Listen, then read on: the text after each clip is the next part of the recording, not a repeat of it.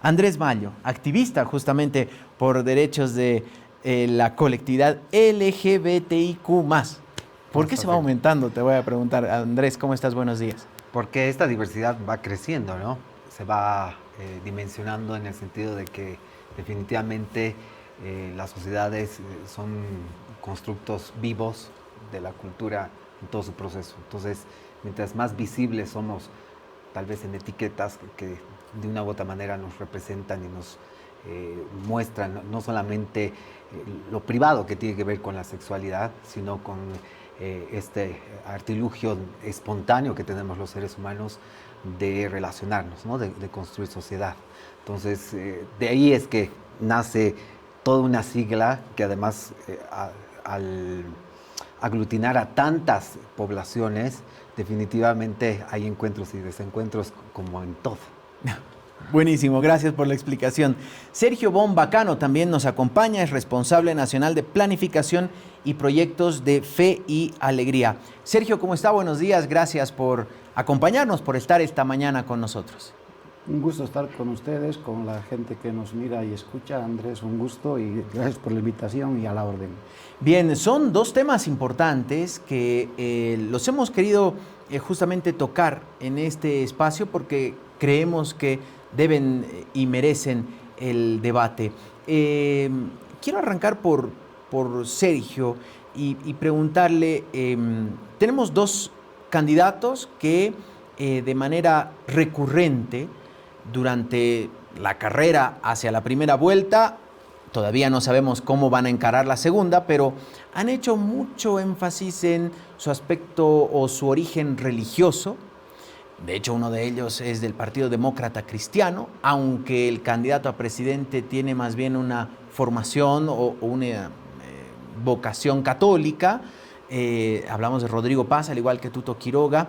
Esto de recurrir a pasajes bíblicos, a hablar de Dios y de que son casi enviados, como en algún momento lo hacía Chi, un ex candidato a la presidencia, ¿incomoda realmente a la iglesia que sea utilizado de esa manera o es una reivindicación? Yo creo que hay dos niveles, ¿no?, que hay que distinguir bien si es que no hay más, ¿no? Un primer nivel de lo que es la religiosidad en general, sea cristiana o no sea. Bolivia no ha tenido una crisis religiosa, o sea, simplemente se ha enfatizado otro tipo de religiosidad por un tiempo y está bien, o sea, no es que esté mal, ¿no? Ahora aparecen candidatos que puede que sí o no tengan una fe de tipo personal, que sea cristiana o no la sea, ¿no? Es muy complicado meterse en la interioridad de una persona para decir si la vive, no la vive, cómo la vive, etc. Ese es un primer nivel, ¿no? Y en ese sentido, si Tuto, si el señor Paz vive en una fe viva, cristiana o no, complicado, ¿no? Creo que no nos toca a nadie entrar ahí por respeto a la misma persona. Y creo que el segundo nivel es el uso instrumental, yo le llamo politiquero, no político, porque lo político es distinto, ¿no? El uso instrumental politiquero que se podría hacer por X persona, por X partido, con el afán de conseguir votos, ¿no?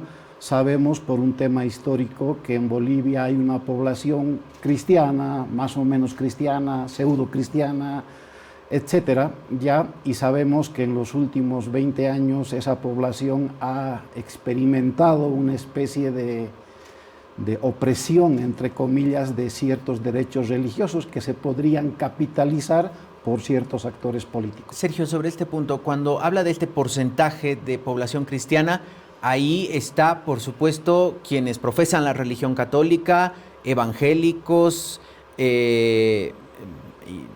mormones y toda la corriente de protestantes, o nos referimos solamente al catolicismo? Si entramos a un nivel más o menos científico, hay muchos estudios, es complicado el panorama, pero se sabe más o menos que el 90% de la población a nivel mundial profesa algún tipo de religiosidad, no exclusivamente la cristiana, sea católica o no, ¿ya? En Bolivia, lamentablemente, en los últimos censos se ha quitado el dato, la pregunta, ¿no? Otro tema también para discutir en algún momento, y no sabemos, por lo menos censalmente, el porcentaje de población boliviana que profesa la religión cristiana, sea católica o no. Y lo que te decía antes también, aunque supiéramos el porcentaje, qué complicado saber en qué medida la viven, ¿no? Y lo mismo se aplica a cualquier otro tipo de religión o de manifestación religiosa que pueda haber. No sabemos, no tenemos información, y es una pena que la pregunta se haya quitado del censo bajo la excusa de Estado laico, porque es un tema que hace a la vida humana, ¿no? Cuando uno escucha, por ejemplo, o escuchó en algún momento las posturas que tuvo el mismo Papa Francisco respecto a las diversidades sexuales, que en algún momento tuvo rechazo de la Iglesia Católica, y uno empieza a querer, por ejemplo, para hablar de este tema, dice, bueno, vamos a tener dos posiciones contrarias. No necesariamente, Andrés, o sea, puede coexistir, diríamos, la libertad sexual con la libertad de credo. Tienes casos de personas que, por ejemplo, profesan alguna religión cristiana o no, y también apoyan las diversidades o pertenecen al colectivo LGBTI. Totalmente. Esta construcción de la espiritualidad del ser humano en general es inherente, es necesaria, ¿no? En todo el ámbito de construcción, así como te dije, de la representación de tu sexualidad, está por supuesto tu espiritualidad, ¿no?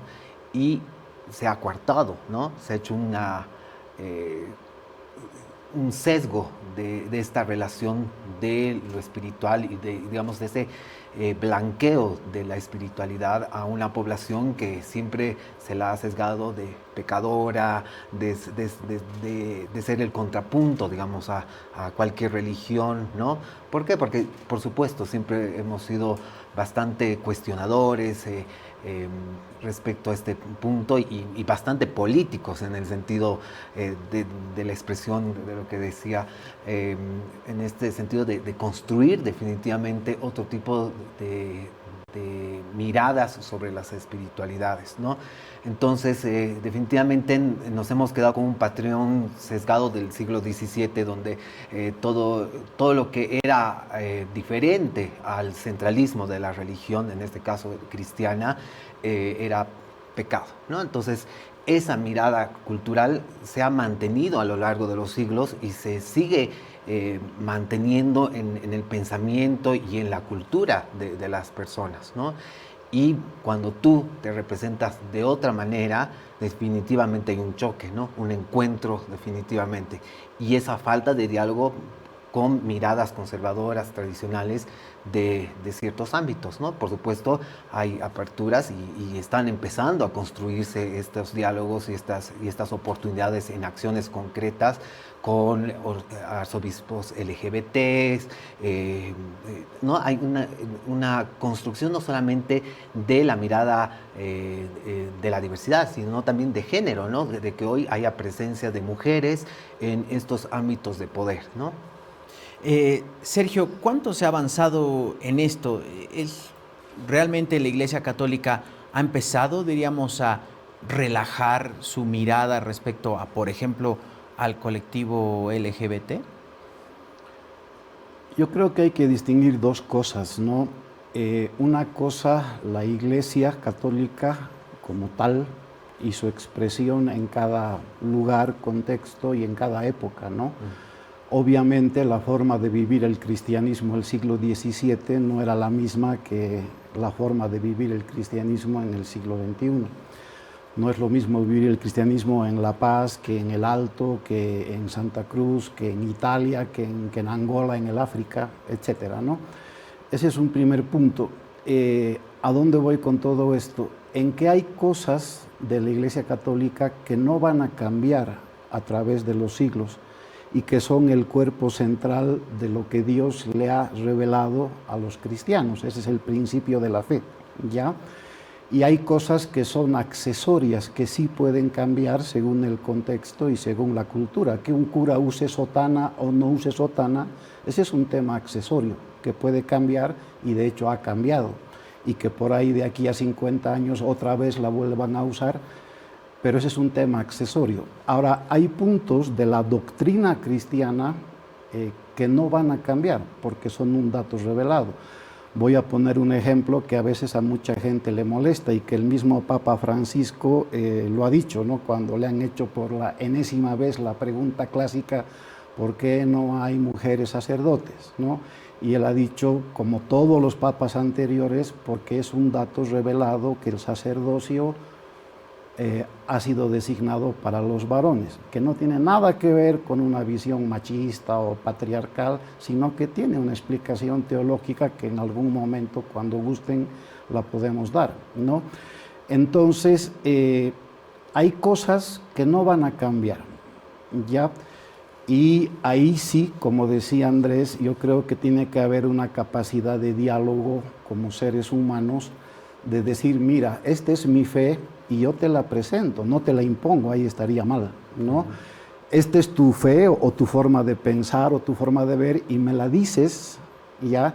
Y el arte de la democracia, y como Bolivia creo que estamos en ese momento, está en que dialoguemos y no nos emparatemos cada quien en su trinchera y a ver quién mata al otro o a ver quién le impone al otro, ¿no? Ahora, hay cosas que la Iglesia Católica, como decías, usando la palabra que ponías, no va a relajar. O sea, esté el Papa Francisco, esté el Papa León, venga el Papa que venga, y puede haber algún arzobispo, alguna monja, algún católico que tenga una opinión personal distinta a lo que oficialmente enseña la Iglesia. Puede haber, y de hecho hay muchos, ¿ya? Pero eso no quita que la enseñanza oficial de la Iglesia tenga un corpus central que no va a cambiar, porque es un dato de fe revelado, ¿ya? Su vivencia y su aplicación en el contexto, claro que sí, eso sí, porque son temas accesorios, pero lo central no va a cambiar. Y el Papa Francisco, aprovecho para decir que no ha relajado nada de la doctrina cristiana, en este caso sobre el tema de la diversidad sexual, ha dicho cosas que la Iglesia siempre ha sostenido, o sea, no en ningún momento ha ido contra ninguna enseñanza de la Iglesia. ¿Considera que la construcción del Estado laico fue un avance para la sociedad? Claro, claro, y la misma Iglesia Católica lo ha dicho en su momento oficialmente. Ha habido un saludo oficial de la Iglesia a la constitución del Estado laico. Andrés, en medio de ya entrando, diríamos, a la agenda política como tal, después de una mirada general y cómo se ha ido construyendo y avanzando en tema de derechos que nos imaginamos hay tareas pendientes. Han hecho un trabajo, han estado diferentes organizaciones, diferente parte del colectivo, ha ido haciendo un trabajo de seguimiento a las propuestas. ¿Qué han encontrado, por ejemplo, de estos dos candidatos respecto a las diversidades? Definitivamente estamos en un tiempo donde el tema de derechos está siempre en riesgo, ¿no? Todo lo que se ha construido y se ha procesado a lo largo de estos años en esta progresión definitiva de reivindicar todas las voces sociales que existen en nuestro contexto boliviano particularmente, siempre ha estado predeterminado y puesto en cuestión a partir de los tomadores de decisión, ¿no? En este caso, los políticos, ¿no? Las representaciones de un gobierno. Entonces, y por supuesto, toda la normativa que está mantenida o sostenida en papel, pero que no aterriza, ¿no? En el proceso social. Entonces, definitivamente ahí hay un trabajo tesudo y necesario de todas las organizaciones nuestras y de toda la sociedad en general, ¿no? Porque finalmente, si vulneran un derecho a en este caso, a nuestra población LGBT, están vulnerando, por supuesto, a otras, ¿no? porque es la puerta de ingreso a la vulneración de derechos en general, ¿no? Porque se cree que no, porque está afectando a la población trans, es a esa única población a la que afecta. En definitiva, están afectando a todos en general.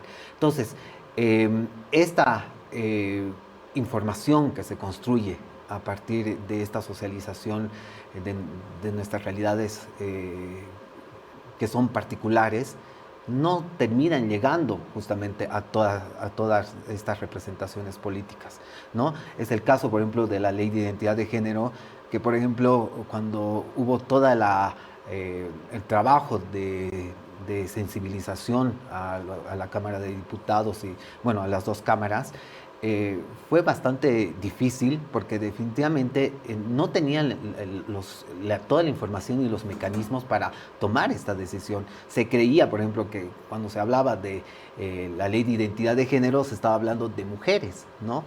Cuando, claro, se tenía una idea primaria del concepto, ¿no? Entonces, al momento de votar, tuvimos que hacer un trabajo bastante complejo porque definitivamente había que aterrizar estos conceptos ante las representaciones políticas, ¿no? Y ese es el trabajo que estamos construyendo, porque claro, también hay una rotación de nuevos liderazgos, de nuevas voces, y no terminamos de llegar a todos con esta pertinencia y con todos estos conceptos importantes, ¿no? ¿Entienden que, por ejemplo, con estos dos aspirantes a la presidencia, se mantendrían esto, según lo que han escuchado, la participación que hayan tenido en foros, el programa de gobierno que hayan visto, o habría un retroceso en estos derechos que se fueron avanzando? Es que definitivamente ahorita el monotema es la economía, ¿no? Entonces no estamos hablando de derechos. Sin embargo, los temas medulares tienen que ver justamente con esto, ¿no? Si tú trabajas desde los derechos en general, estás atacando o estás tocando, por supuesto, las economías, ¿no? Entonces, hay que cambiar los discursos. Definitivamente que tú abras, por ejemplo, este espacio es hiperpolítico desde un medio de comunicación, transmitir este tipo de información y empezar definitivamente a cuestionar de que no solamente estamos hablando de conceptos técnicos de la economía, sino estamos hablando de la canasta familiar, de la realidad social en general, en todos los niveles, interseccionalmente, estamos siendo afectados todos los bolivianos. Y eso falta aterrizar. Definitivamente estas representaciones políticas no están siendo capaces de bajar a las calles, al campo, a la realidad social y llegar definitivamente con estos temas, ¿no? Y por supuesto, ni qué decir con el tema espiritual y estos temas que salen justamente con lo que arrancaba aquí el compañero, de definitivamente decir gano votos a partir de poner mi espiritualidad, ¿no? Y construir unas identidades que son jaladas de los pelos y que no tienen profundidad y que definitivamente no aportan al proceso social.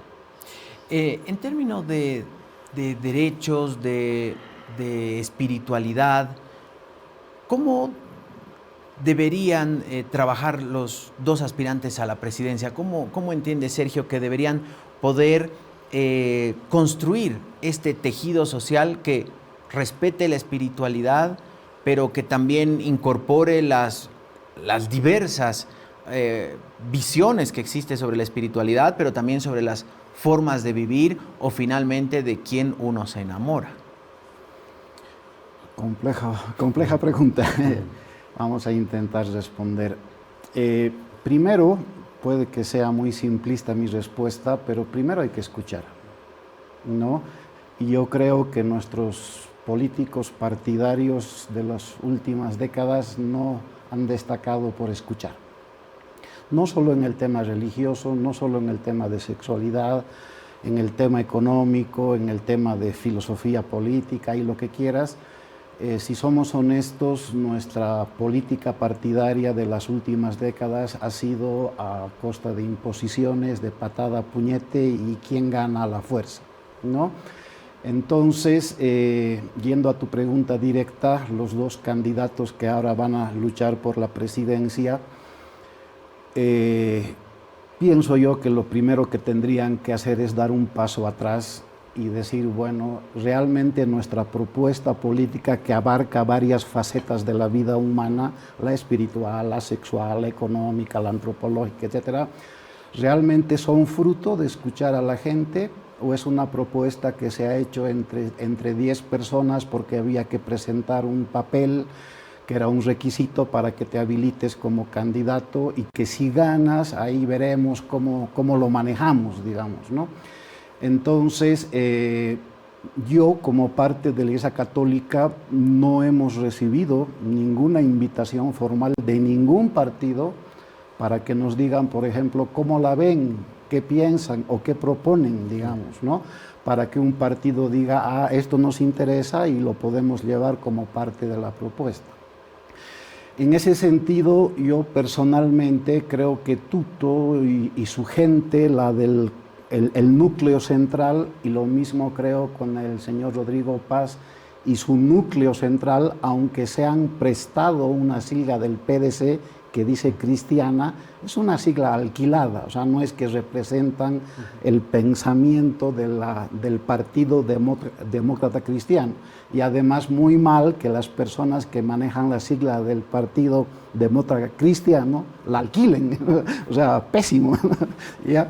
Entonces, yo personalmente, y lo hemos hablado con mucha gente, lógicamente, no creo que representen una mirada del cristianismo católico o evangélico real, ¿ya? En el tema de diversidades sexuales, me imagino, Andrés, no sé si habrán tenido estos candidatos contactos reales de escucha, de diálogo, de escuchar las demandas, y en base a eso construir y decir esto es lo que se quiere, esto es lo que se busca. Entonces yo me temo que también puede haber una especie de instrumentalización, ¿no? Y lo mismo que ha pasado estos 20 últimos años, ¿no? Todo candidato político usa con mucha ligereza la palabra pueblo y se la atribuye, ¿no?, a que representa al pueblo. Y lo mismo puede pasar con la religión y con el tema de sexualidad, ¿no? Yo represento a los cristianos, yo represento a la diversidad políticamente hablando, ¿no? Y puede que no, puede que simplemente sea ese discurso. Entonces, hemos revisado las propuestas de los políticos, y con énfasis estas dos últimas de Tuto Quiroga y de Rodrigo Paz, y no percibimos que haya una solidez que parta de la escucha, que es el elemento básico. Y vayan a hacer lo que vayan a hacer después, si no partes del principio básico de la escucha y de la construcción participativa, va a fracasar. Va a fracasar o va a ser un parche. Sergio, ¿cuál debería ser el rol que deban tener las iglesias en un gobierno? ¿Realmente deben estar abstraídas del poder político? Porque hemos visto, por ejemplo, en el caso de la iglesia evangélica, que ha tenido un avance y una presencia muy fuerte, por ejemplo, en el gobierno de Jair Bolsonaro en Brasil, o en el primer gobierno de Donald Trump. De hecho, su vicepresidente era un reconocido pastor evangélico, y han tenido una fuerte presencia en la toma de decisiones. Algo parecido ocurre con Javier Milei actualmente, aunque es judío, pero judío converso, pero en realidad el grupo evangélico lo apoya. ¿Realmente ese debe ser el rol de la iglesia o debe abstraerse por completo? La iglesia oficialmente, los representantes oficiales de la iglesia, el papa, los obispos, etcétera, los curas, no deben meterse en política partidaria. El cristiano católico sí, desde su fe, puede hacer política partidaria. Y de hecho es muy deseable que la haga, porque se entiende que quiere que su fe y lo que su fe postula, que no es solamente espiritual, sino sería que una visión muy espiritualista de que el católico está pensando en el cielo y no le importa lo que pasa en la tierra, ¿no? El cristianismo tiene una doctrina social, política, económica, antropológica, sexual, de cómo entiende la vida humana, y tiene todo el derecho, como cualquier ciudadano de Bolivia o de cualquier país, de expresarlo en política partidaria. Entonces, hay que diferenciar eso. La Iglesia Católica como institución saluda el Estado laico, no tiene ningún problema con ello. Lo que sí le preocupa es que a nombre de Estado laico se le corten los derechos a los católicos de hacer política partidaria en base a su fe católica. Andrés, esto que planteaba Sergio, por ejemplo, que los candidatos no se acercaron en este caso, a la Iglesia Católica para decirles cómo están viendo el país, cómo entienden, tomando en cuenta que hay iglesias y sacerdotes regados en todo el país, tienen un contacto directo con la población. Podríamos decir que ahí hay otro tipo de sensibilidades que podrían bien aprovechar. ¿Pasó lo mismo? ¿Han tenido algún acercamiento con el colectivo LGBT, con alguna organización? No, ha sido al revés. De hecho, nosotros nos hemos acercado definitivamente, haciendo un poco de estrategia, buscando a los asesores políticos de cada partido, presentando una hoja ejecutiva así de una plana para que lean por lo menos de cuál es la realidad de nuestras poblaciones y cuál es nuestra agenda política frente a estos 5 años que vienen, en una crisis, en una multicrisis que vivimos. ¿Y han tenido respuesta? Sí, han sido positivas porque hemos hecho un diálogo interno de contactarnos mediante comunicación, WhatsApp, así, una comunicación un poco informal, pero directa con ellos, de socializar nuestra información y bueno, ellos dijeron que iban a hacer llegar toda esta información a las principales cabezas, que esperamos que haya sucedido eso, ¿no? Pero definitivamente, creo que todos estamos de acuerdo en este sentido de que en estos 42 años de democracia que estamos a punto de cumplir, definitivamente no hay la talla ni el nivel, ¿no? de estos acercamientos que deberían tener en este intento de hacer representación, ¿no? Porque son representantes finalmente nuestros. Y hay pues definitivamente en este proceso democrático bastantes fallas, ¿no? En el sentido de que, por ejemplo, no conocíamos hasta el día de la elección, cuando hemos visto la papeleta, quiénes eran, por ejemplo, los diputados, ¿no? Muchos, en ese momento se tomaba la gente su tiempo para ver cuál era la carita que más nos gusta, y en ese discurso que ha salido muy de manera popular, que entre amigos, compañeros, colegas, etcétera, los hemos ido descubriendo, ¿no? Entonces es un poco vergonzoso, definitivamente, cuando estamos hablando en una era de la comunicación, en una era de la hipercomunicación además, porque además tenemos demasiada información, que no existan estos datos precisos de estos procesos, ¿no? Entonces esa falta de comunicación definitivamente es un suceso concreto que definitivamente nos marca a nosotros como población LGBT, más cuando nosotros no estamos institucionalizados como la Iglesia Católica, como cualquier otra instancia religiosa, que tienen un aparato, que mueven economía, que tienen recursos, etcétera. Nosotros somos una población de base y que definitivamente dentro de nuestras pocas capacidades que tenemos, estamos logrando de manera política llegar finalmente a quienes tienen que responder por nosotros, ¿no? ¿Cómo percibiste, cómo te llegó el que, por ejemplo, al día siguiente de las elecciones, de los resultados, el lunes, si no estoy mal, hubo un acto en el Alto? Sí. Y el candidato a vicepresidente, Rodrigo Paz, empezó un discurso bastante enérgico y la multitud, los asistentes empezaron a gritar tuto maricón, ¿no? Como algo, diríamos, de manera peyorativa. Sí. ¿Esto qué quiere, qué muestra? La verdad es que hace rato que no se escuchaba en un mitin político utilizar, aunque suele ocurrir en la calle, pero diríamos que en las formas correctas o políticamente correctas, los candidatos cuidaban que esto no ocurra en sus mitines políticos, que se utilice la palabra maricón como un insulto, al contrario. ¿Cómo les pegó eso? A mí no me sorprende, definitivamente es este proceso cultural y sobre todo educacional, ¿no? Porque permítame decir que definitivamente toda esta presentación del Estado laico y demás no ha permitido que nuestra educación, por ejemplo, se desarrolle en términos de diversidad, en todo sentido, ¿no? El Ministerio de Educación siempre fue cooptado por estas miradas religiosas conservadoras, tradicionales, en el sentido de no permitir una educación inclusiva, ¿no? Y cada vez este formato de violencia está en el aula, con el estudiante, y los hechos fundamentales son que el maestro permite, por ejemplo, que se le diga maricón, así como lo que sucede en un hecho político como en esta situación de esta campaña y en ese momento en el Alto, ¿no es cierto? Eso se reproduce en la escuela, en el aula y con una persona que tiene poder, que es el maestro, ¿no? Entonces, por ejemplo, nosotros cuando hemos sacado una investigación sobre el bullying homofóbico en las escuelas, quien es el principal actor de violencia es el maestro, la maestra, porque no tiene educación, no tiene instrucción sobre las diversidades.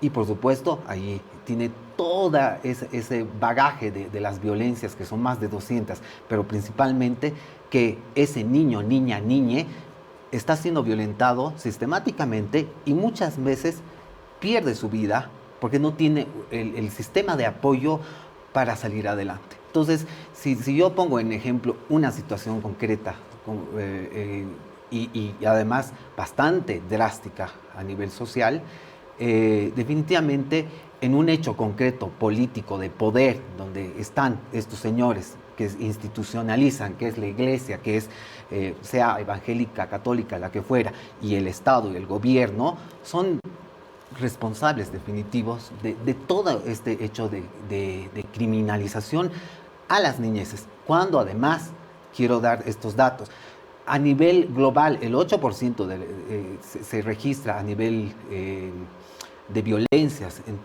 gran parte de los países en desarrollo.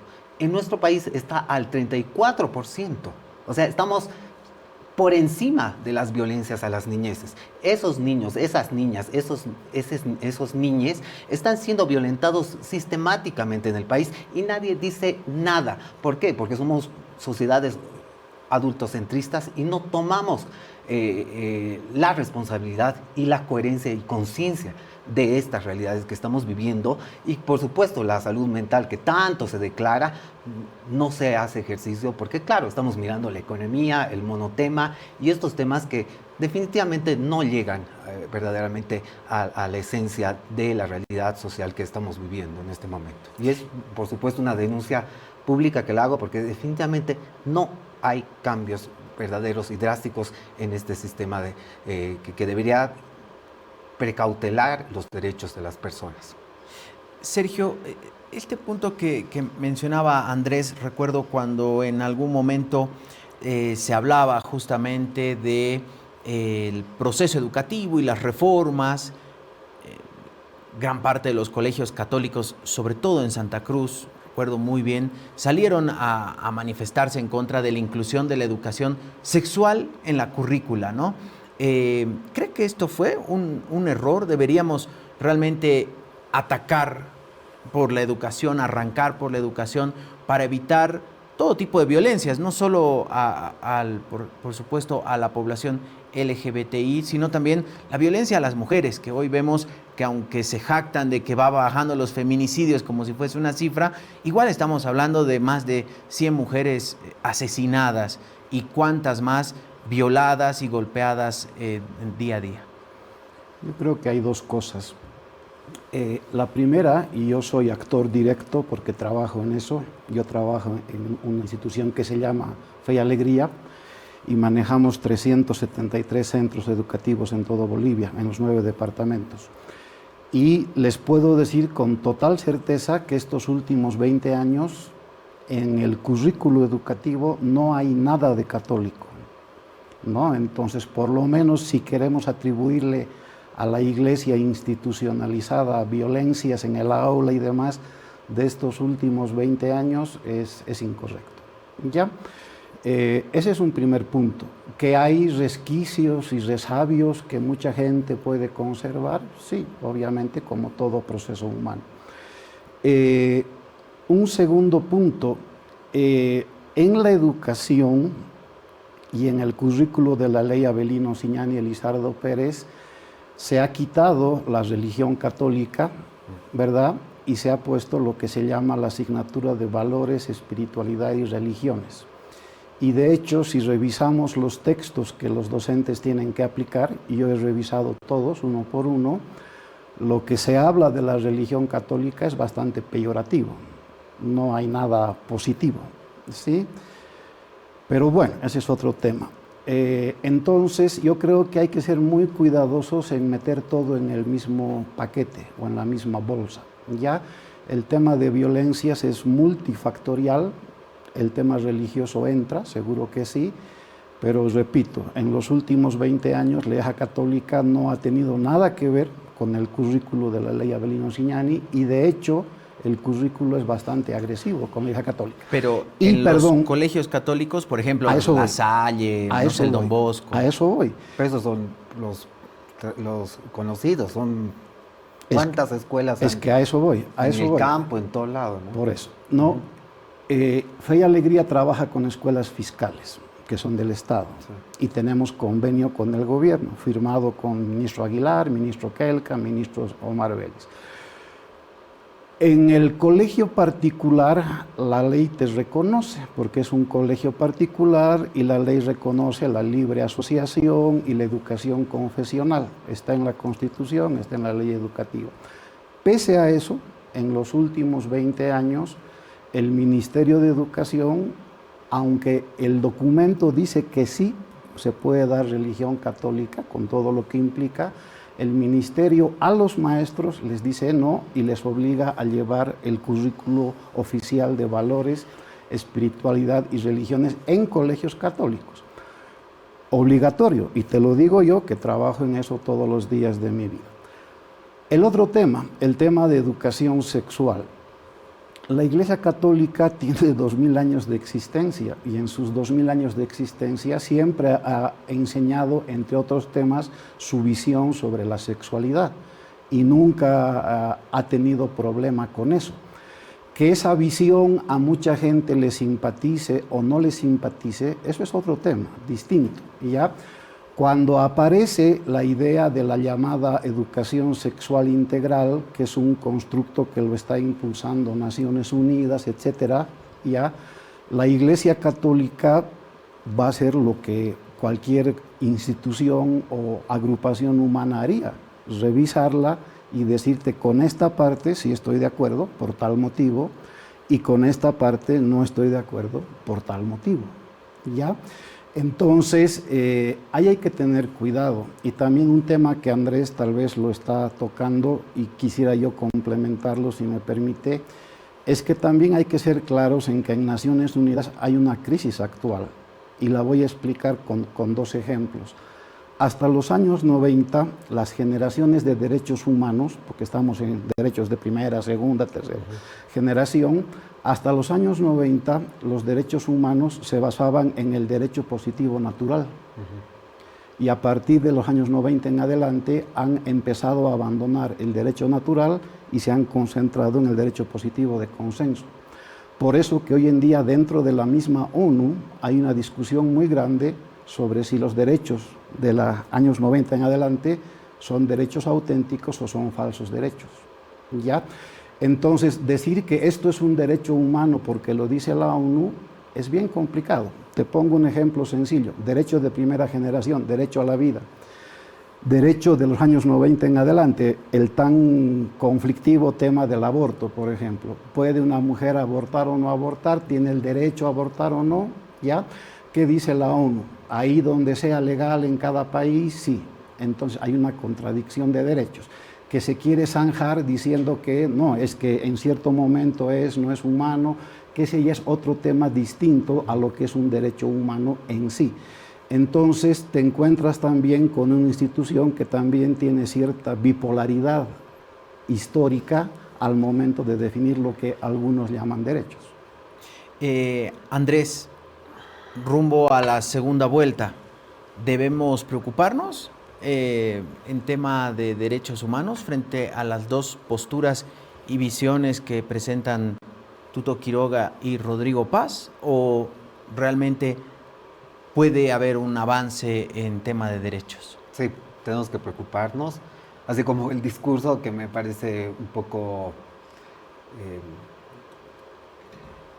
no quiero ser duro, pero preciso. Quiero decir que definitivamente la Iglesia Católica tiene que responder definitivamente con mucha más precisión y políticamente ser más claros respecto a los derechos sexuales y reproductivos, ¿no? Y en definitiva, así como la Iglesia es una institución, tiene recursos, etcétera, tiene que actuar según la talla de las necesidades puntuales de nuestra sociedad. Me parece que no aterrizan definitivamente a la realidad social y que me parece más bien muy parecido a lo que están muy cómodos, me parece. Es mi opinión personal. En cuanto a esto, definitivamente me parece similar. Es esta falta de acceso que tenemos definitivamente a estos diálogos, ¿no? Yo agradezco definitivamente siempre a los medios porque son los que de una u otra manera canalizan, pero también está todo lo que te he explicado en el sentido de que hay una hiperinformación y no terminamos de llegar con hechos concretos sin avasallar, sin imponer, sino de generar justamente este tipo de diálogos donde podemos intercambiar posiciones y posturas. Y por supuesto siempre habrán diferencias, contrapuntos, pero creo que hay esa necesidad urgente definitivamente en nuestra política partidaria de hacer este tipo de consensos, pero horizontales, ¿no? Con talla, con nivel, que eso es lo que está faltando. Y toda esta guerra sucia responde a esto, a falta de cultura, de responsabilidades, ¿no? Y que no solamente sea discursiva, definitivamente necesitamos más calle, porque gran parte de nuestra movilización, nosotros como población LGBT, se ha construido en la calle, se ha construido desde el lugar más necesitado de nuestra sociedad. Entonces, de repente yo me represento blanco, de clase entre comillas media, en ascenso de repente, pero yo vengo de mirar muchas realidades definitivamente donde hay hambre, y no solamente del hecho concreto de la comida, sino también de la necesidad espiritual, de esta paz mental que necesitamos en tiempos tan complejos donde hemos sido avasallados en todo este sistema de odio que sigue creciendo y que por supuesto nosotros lo hemos denominado antiderecho, ¿no? Y está ahí vigente, se está fluyendo y está construyéndose a nombre de personas como las representaciones actuales, ¿no? Andrés, muchas gracias por estar con nosotros esta mañana. Gracias por el espacio. Sergio Bombacano, también muchas gracias por estar con nosotros esta mañana. Gracias.